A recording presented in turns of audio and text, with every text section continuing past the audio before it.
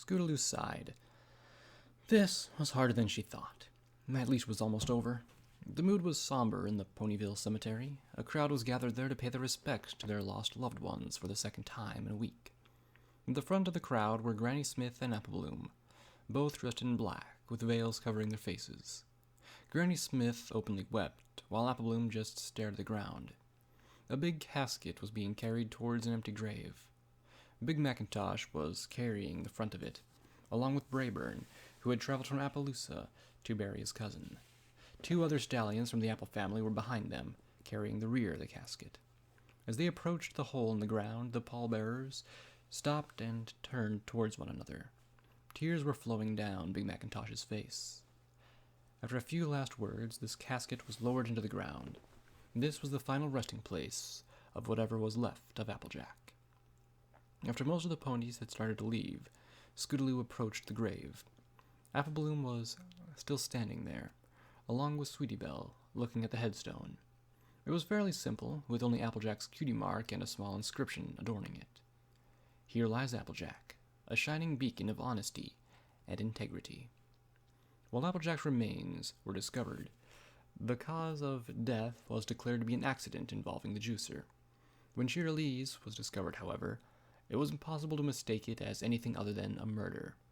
Scootaloo looked at the grave, where she was buried 2 days earlier. It was marked with a plaque that read, "Cheerily, a true inspiration for generations to come." The town had been whipped up into a frenzy following the discovery of her body. It was the first intentional killing in over a century.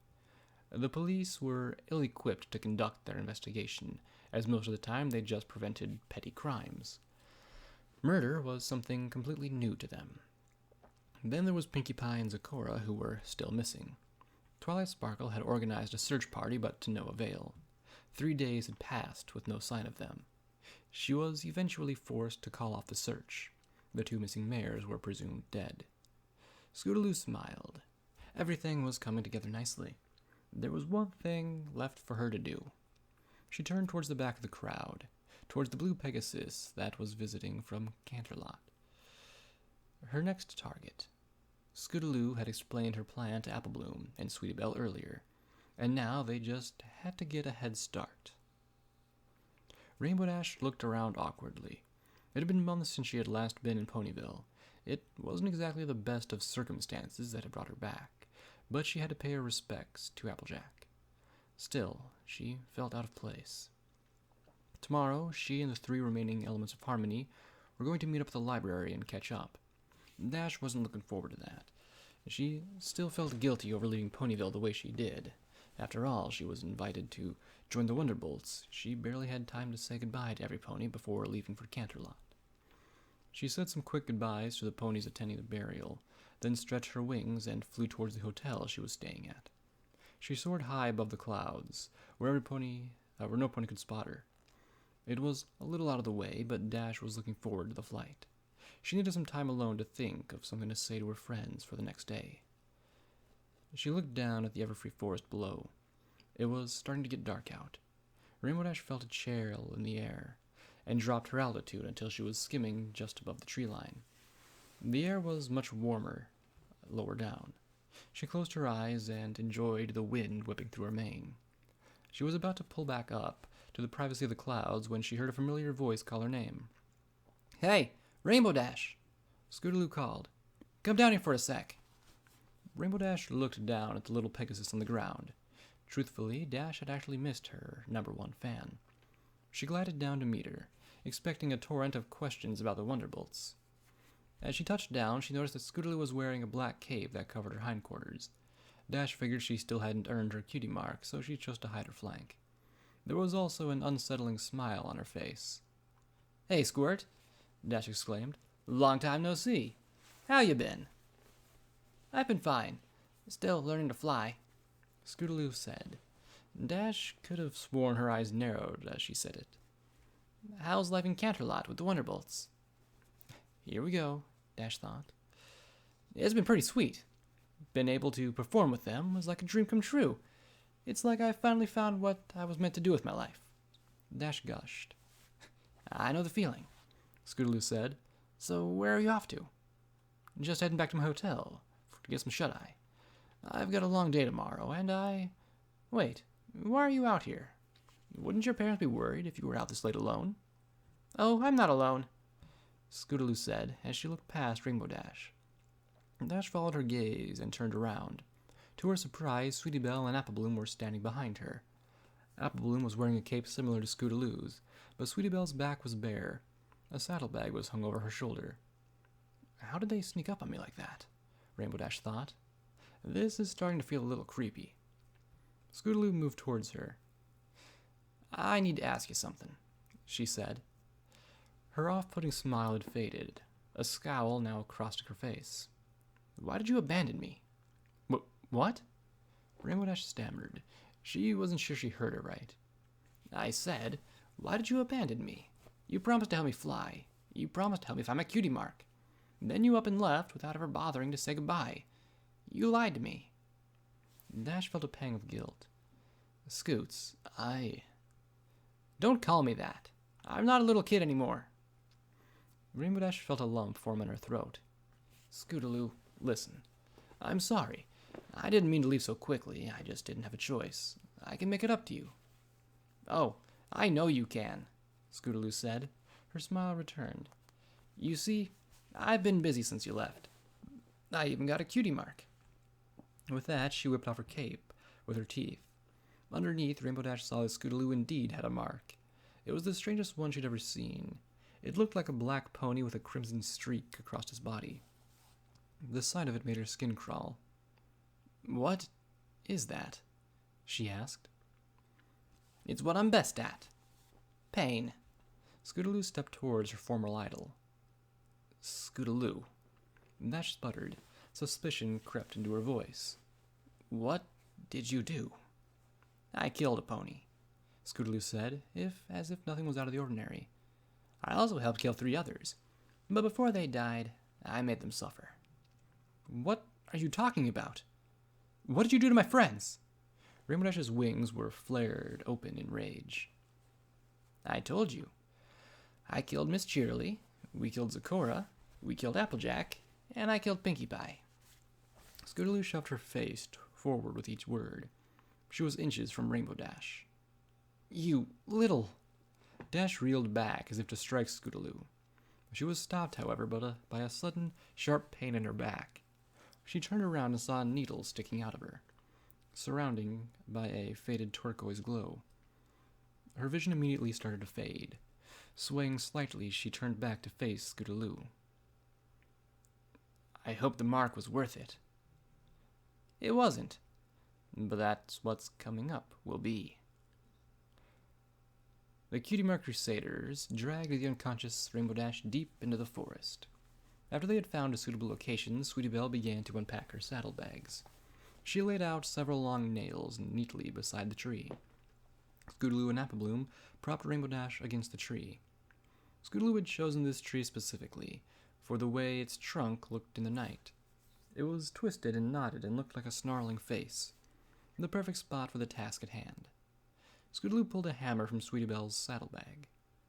Belle, get the binding spell ready, she said. Sweetie Belle nodded and summoned the necessary magic.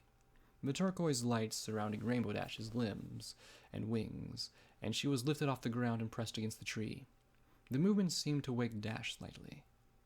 Her eyes opened slowly. Scootaloo saw her rose irises struggle to focus from the scene in front of her. Dash groaned and tried to flex her hooves. However, upon feeling the magical resistance, her eyes bolted open.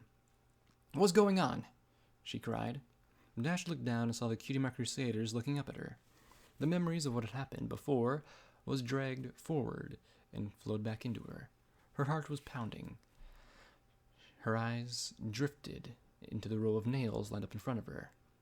Dash had seen enough.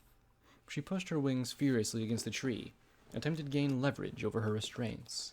She felt the resistance slip slightly, but it still had her pinned. Guess we better do the wings first. Apple Bloom, hold down the left one while I work, Scootaloo ordered. Scootaloo grabbed the 2 nails in her mouth.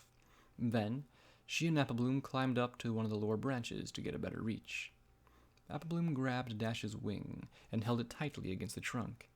Dash struggled, and her sensitive wing rubbed painfully against the rough bark. "Let go of me, you psychos! I'll kill you for this!" Rainbow Dash's voice cracked in fury. "Not likely," replied Scootaloo simply. She carefully lined up one of the nails. The tip brushed against Dash's feathers.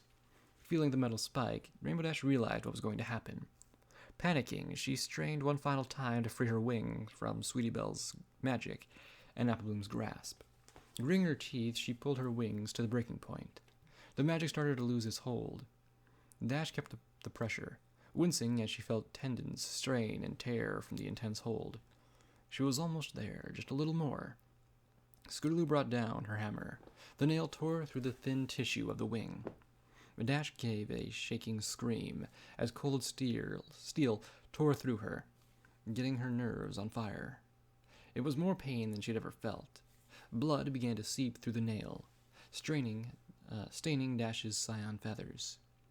Scootaloo struck again. The nail sunk deeper into the wood underneath. Tremors of the impact sent waves of agony up the ruined wing. Dash screamed again. Her wing instinctively tried to snap shut, causing the trauma around the wound to double. "Why are you doing this?" Rainbow Dash sobbed. "Because I joined the Wonderbolts? I had to. I worked towards it my entire life. It was my dream." "No, it's because you turned your back on me," Scootaloo screamed. "You want to whine about dreams? All I ever wanted was for you to respect me. That was my dream.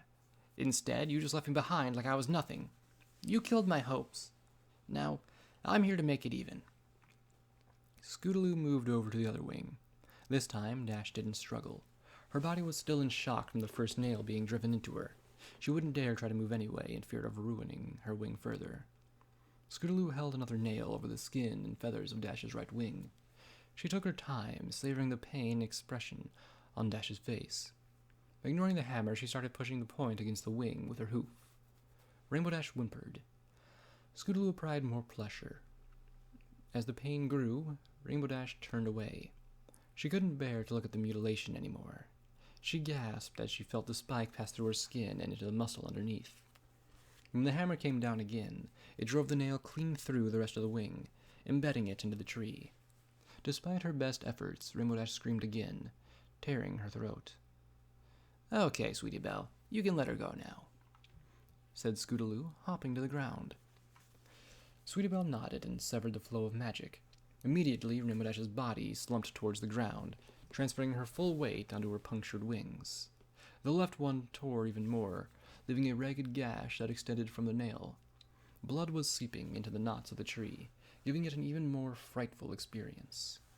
Her legs now unrestrained, Dash tried to push herself free.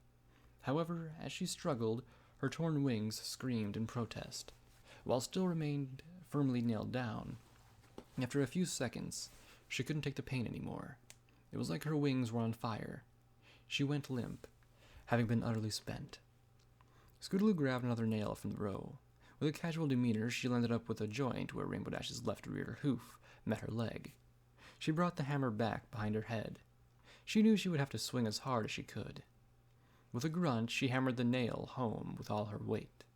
The force of the impact, concentrated on the small point, broke through Dash's skin, embedding the spike within the marrow of the bone. The blue Pegasus gave out a choking sob. Scootaloo swung again. The nail sank an inch deeper. With a third swing, the bone split completely. Dash couldn't take much more. She looked down at Scootaloo. "Scoots, please, stop this." Ignoring her, Scootaloo kept swinging until she hit wood. There was now a pool of blood on the forest floor. She drove another nail into Dash's right leg. This time, Rainbow Dash barely noticed. Her body had started to go numb, overloaded with pain. She could feel unconsciousness taking over, tantalizing her with its sweet relief. However, she found the strength to say one last thing to her number one fan. "Was it worth it?" As Dash passed out, Scootaloo pondered what she had said. Had it all been worth it? Almost. Just one more touch, and it would be perfect. She grabbed the last nail and climbed up the tree until she saw eye level with Rainbow Dash. She pressed the point against Dash's forehead. Goodbye, Rainbow. She lashed out with her hammer, driving the nail cleanly through Rainbow Dash's skull. Dash's eyes popped open for one last moment of agony, then rolled back, and it was done. It was worth it. For good measure, Scootaloo took a knife from Sweetie Belle's bag and slit Rainbow Dash's throat. Blood seeped from the wound, but it didn't pour out like when Apple Bloom headed the sum to Applejack. Well, girls, it's been fun, but we should really get out of here, Scootaloo said, admiring her handiwork. Right. We need to pay my sister a visit, Scootaloo replied. She started to imitate her sister's accent. She must be oh so scared of all these deaths. Some pony has to take care of her. Scootaloo and Apple Bloom grinned. It was about time they visited the Carousel Boutique. Sweetie Belle was overdue for a cutie mark anyway.